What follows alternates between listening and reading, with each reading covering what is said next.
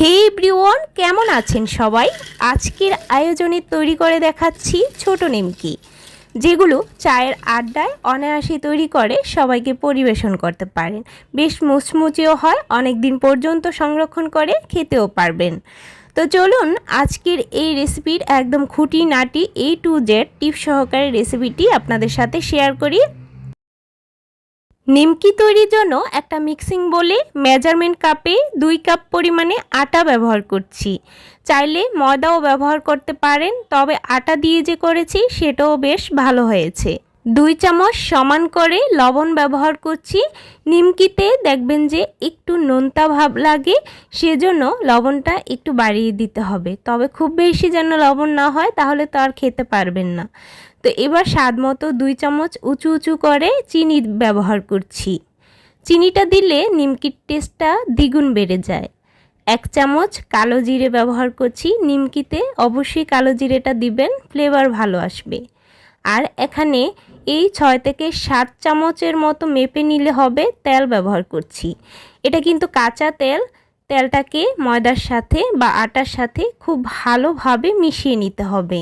নিমকিতে সাধারণত তেলের পরিমাণটা একটু বাড়িয়েই দিতে হয়। আর মাখতে মাখতে দেখবেন যেভাবে দলা পাকিয়ে যাচ্ছে আর চাপ দিলেই ঝুরঝুরে হয়ে ভেঙে পড়ে যাচ্ছে। আর এরকম তেলটা ভালোভাবেই মিশিয়ে নিতে হবে। এরপর এখানে অল্প অল্প করে জল অ্যাড করে করে একটা ডো তৈরি করে নিব। নিমকির ডোটা খেয়াল রাখবেন যেন নরম না হয়ে যায়। এই ডোটাকে খুব বেশি নরমও করা যাবে না বা একেবারে শক্তও করে ফেলা যাবে না, ঠিক এভাবেই তৈরি করে নিতে হবে। এখন ডোটাকে রেস্টে রেখে দিলে খুব ভালো হয়, তবে খুব বেশি সময় নিয়ে রেস্টে রাখতে হবে না। এই 15 থেকে 20 মিনিটের মতো রেস্টে রেখে দিচ্ছি। এতে করেই কিন্তু নিমকির ডোটা পারফেক্টভাবে সেটে চলে আসবে। এখন ঢাকাটা খুলে নিয়ে একটা বোর্ডে নিয়ে নিচ্ছি। এখন এই ডোটাকে কয়েকটা ভাগে ভাগ করে নিব।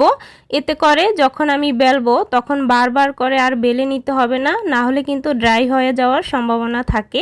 তাই 4 টুকরো করে নিলাম। 1 টুকরো নিয়ে নিচ্ছি। আর যেই টুকরোগুলো করে নিয়েছি সেগুলো একবার বেলেই একবারই ডিজাইন করে কেটে নিতে হবে। এখন 1 টুকরো থেকে এভাবে কেটে নিচ্ছি। আমি আগেই বোর্ডে কিছুটা তেল মেখে নিয়েছিলাম, এতে করে বেলতেও সুবিধা হবে আর এগুলো কাটার পর যে নিমকির ভাঁজগুলো উঠাতেও সুবিধা হবে। খুব বেশি ভারী বা খুব বেশি যেন পাতলা না হয় এই রুটিটা, একটু সমান করে চারদিকটাকে বেলে নিতে হবে। এবার এখান থেকে নিমকির সাইজগুলো কেটে নিব। প্রথমে লম্বাকৃতির করে, তারপর একটা কোণা থেকে বাঁকা করে কেটে নিচ্ছি। এতে করে যে সচরাচর ছোট নিমকির ডিজাইনগুলো হয়ে থাকে সেই রকমভাবে ডিজাইনগুলো করে নিলাম। তবে নিমকির অনেক রকম ডিজাইনই থাকে, সেইগুলোর মধ্যে আপনার যেইটা বেশি ভালো লাগে ওই রকমভাবেই করে নেবেন। তো এইটাই আমার কাছে সহজ মনে হয়েছে। তো সবগুলো উঠিয়ে নিলাম একটা প্লেটে, যাতে যে তেলের মধ্যে ছাড়বো দিতে যেন সুবিধা হয়। নিমকি সাধারণত ডুবো তেলেই ভাজতে হয়, তাই এখানে তেলটা একটু বাড়িয়ে দিয়েছি, যাতে করে নিমকিগুলো ভাজলে খুব সহজে উপরের দিকে ভেসে ওঠে আর নিমকিগুলো কিন্তু মুচমুচেও হবে।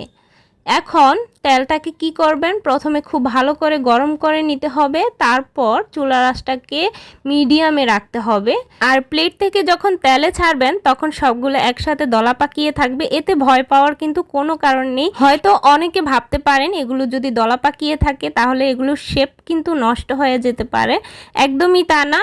এগুলো দলা পাকিয়ে থাকলেও যখন আপনি তেলে ছাড়বেন তখন দেখবেন যে এগুলো নিজের শেপে চলে আসছে। খুব বেশি কালার হওয়ার আগেই কিন্তু নামিয়ে নিতে হবে, কারণ নামিয়ে নেওয়ার পরও কালার চলে আসবে। নিমকিগুলো তেলে ছাড়ার পর যখন দলা হয়ে থাকবে তখন চামচের সাহায্যে একটু নেড়ে চেড়ে তেলের মধ্যে দিলে দেখবেন যে একটার গা থেকে আরেকটা সরে যাচ্ছে।